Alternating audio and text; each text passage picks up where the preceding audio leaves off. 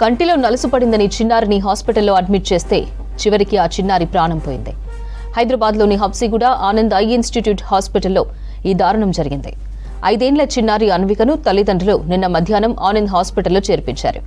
కంటిలో నలుసు తీసేందుకు ఆపరేషన్ చేయాలని చెప్పారు డాక్టర్లు. సర్జరీ చేసే ముందు చిన్నారి అన్వికకు మత్తు ఇంజెక్షన్ ఇచ్చారు. మత్తు ఇంజెక్షన్ ఇచ్చిన కొద్దిసేపటికే పాప గుండె ఆగిపోయింది. దీంతో అన్వికను ఎల్బీనగర్ రెయిన్బో హాస్పిటల్కు తరలించారు. అక్కడి డాక్టర్లు చెకప్ చేసి చిన్నారి స్పృహలో లేదని నిర్ధారించారు.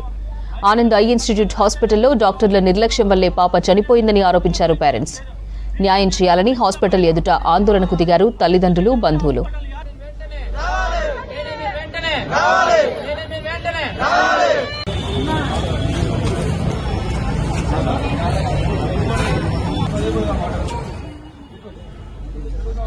కంటిలో నలుసు పడిందని చిన్నారిని హాస్పిటల్లో అడ్మిట్ చేస్తే చివరికి ఆ చిన్నారి ప్రాణం పోయింది.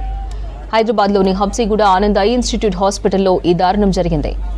5 ఏళ్ల చిన్నారి అన్వికను తల్లిదండ్రులు నిన్న మధ్యాహ్నం ఆనంద్ హాస్పిటల్లో చేర్పించారు. కంటిలో నలుసు తీసేందుకు ఆపరేషన్ చేయాలని చెప్పారు డాక్టర్లు. సర్జరీ చేసే ముందు చిన్నారి అన్వికకు మత్తు ఇంజెక్షన్ ఇచ్చారు. మత్తు ఇంజెక్షన్ ఇచ్చిన కొద్దిసేపటికే పాప గుండె ఆగిపోయింది. దీంతో అన్వికను ఎల్బీనగర్ రెయిన్బో హాస్పిటల్కు తరలించారు. అక్కడి డాక్టర్లు చెకప్ చేసి చిన్నారి స్పృహలో లేదని నిర్ధారించారు. ఆనంద్ ఐ ఇన్స్టిట్యూట్ హాస్పిటల్ డాక్టర్ల నిర్లక్ష్యం వల్లే పాప చనిపోయిందని ఆరోపించారు పేరెంట్స్.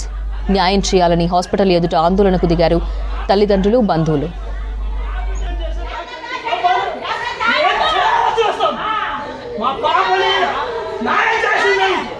వెంటనే